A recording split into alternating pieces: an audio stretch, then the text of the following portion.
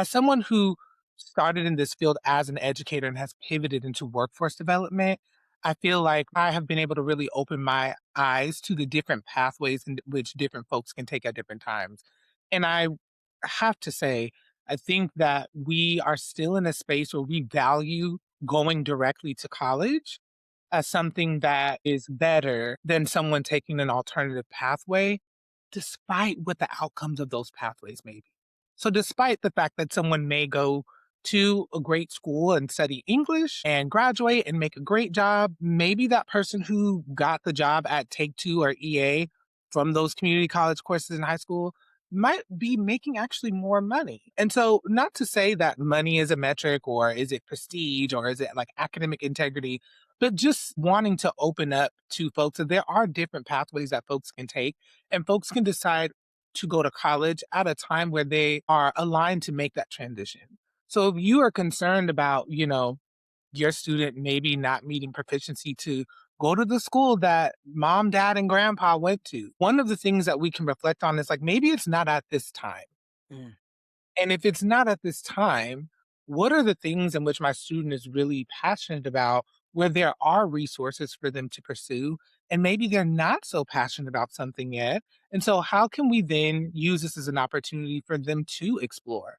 As an educator, I'm a huge, huge supporter of Dewey and Montessori, who both focus on experiential and hands on learning. And we do a great job of that. I know you know that, Danielle, in early childhood education, in early elementary school.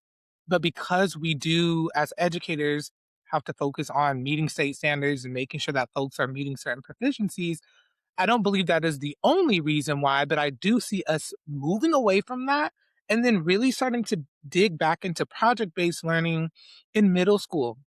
And so, all of that to say is, what if a student would benefit from an alternative pathway and that could inspire them and make sure that they have more clarity around what they actually would like to study in college? I think it's important for us to think about the different pathways in which students can take and really decenter our mindset around college is the only way. Percent.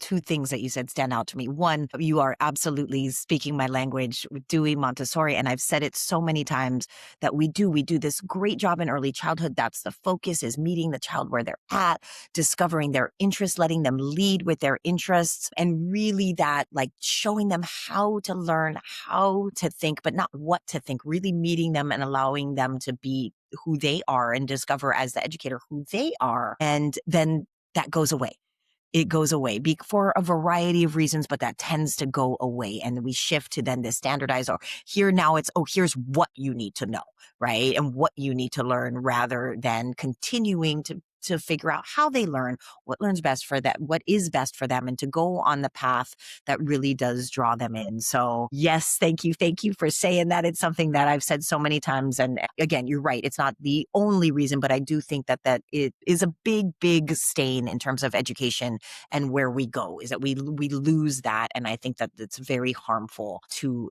education in general. But the other thing is, you're right. And I think that you mentioned about that college not being the only path. And I know I can speak just for myself and with my son's father. We both went to college.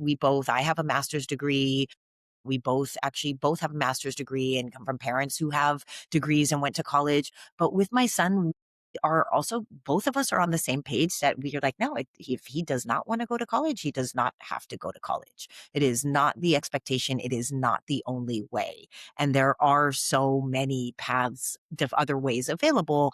And we are totally open to that, rather than, oh, it's like, yes, of course you're going to college. It sort of was for Mhm. us when growing up, like, yes, that's going to be the next step. Of course you're going to go to college, because that's going to allow, better things was the hope for you. But just knowing that, Yes. again, being aware of current situation and environment is key, and what we are preparing these children really for, and that we should really prepare them for the best of sort of all possibilities as much as possible. Thank you for listening to the Willow Kids podcast.